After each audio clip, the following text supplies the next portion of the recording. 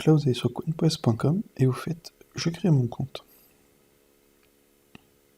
Ou plutôt s'inscrire. Hop, s'inscrire. Et après, vous faites prénom, nom, email, mot de passe, vous faites créer un compte, il faudra activer par l'adresse mail, ils vont vous envoyer un truc pour activer. Et après, ils vont vous demander 2-3 petites questions. Donc ici, vous avez le fil d'actualité quand vous êtes dans l'accueil, et vous voyez tout ce qui se passe au niveau des cryptos dans les jours qui sont ici. Vous avez les jours ici, donc l'actualité, 24 octobre, etc. Quand vous allez dans mes actifs ici, vous voyez tous vos actifs dans le saut du portefeuille. Et si vous avez acheté des cryptos, ça se mettra ici.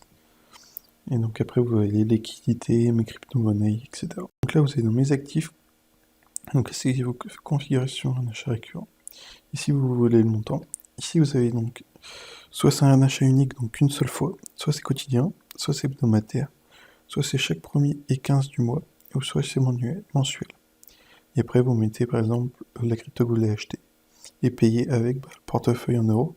Et après, vous ferez, moi j'ai pas d'euros, mais vous pouvez faire acheter. Après, vous pouvez aussi pour vendre et vous pouvez aussi convertir donc du Bitcoin vers l'Ethereum.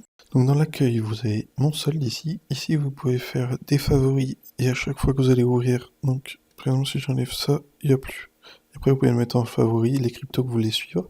Ici, vous avez les actifs les plus rentables aujourd'hui, aux activités récentes. Et ici, vous avez tout le fil d'actualité. Ici, vous pouvez acheter, vendre. Ici, vous pouvez rechercher un actif. Ici, vous avez d'autres onglets à découvrir. Donc, quand vous allez dans Simple Trade, en fait, ça permet de trader, on va dire, simplement, comme le nom indique. Vous pouvez rechercher une crypto. Donc, vous pouvez chercher de la DeFi ici par catégorie. Ici, vous pourrez directement acheter. Par exemple, je vais aller sur Chainlink.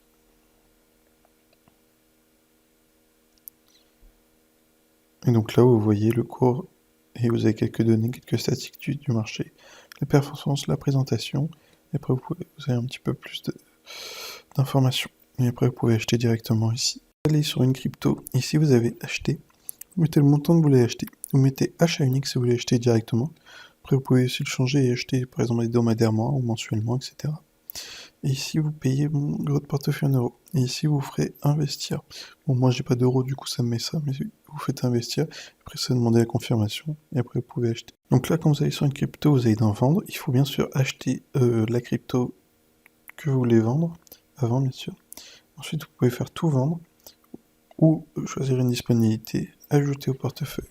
Et après, vous pouvez faire 20. Donc là, pourcentage gagné, donc vous voyez tout le total des gains, les taux moyens. Ici, vous pouvez bénéficier d'un API trade encore plus élevé. Ici, vous voyez vos gains. Et ici, vous pouvez acheter des cryptos. Donc, vous allez donc gagner en apprenant. Et là, des fois, vous avez des choses. Donc, quand vous apprenez, vous récupérez des récompenses. Donc là, il n'y a rien, mais il faut regarder de temps en temps. Des fois, ils remettent des choses. Donc là, quand vous allez dans le Web3 ici, vous voyez donc toutes les tendances, tout ce qui est lié au Web3. Donc, vous avez les tendances ici. Ici, vous avez les classements. Et vous voyez donc ce que c'est. Donc ça permet de générer des gains, des fois vous avez des jeux, etc. Donc les frais. Sur les virements SEPA, c'est gratuit. Les transactions d'achat et différé des crypto-monnaies. Un client de Bitcoin, c'est 1,49%. Et 3,49 c'est achat direct par carte bancaire. Les retraits, c'est 0,15 euros. Le retrait sur carte bancaire, c'est 2% du montant avec un minimum de 0,55. Les paiements avec la carte Bitcoin, c'est 2,49% du montant payé.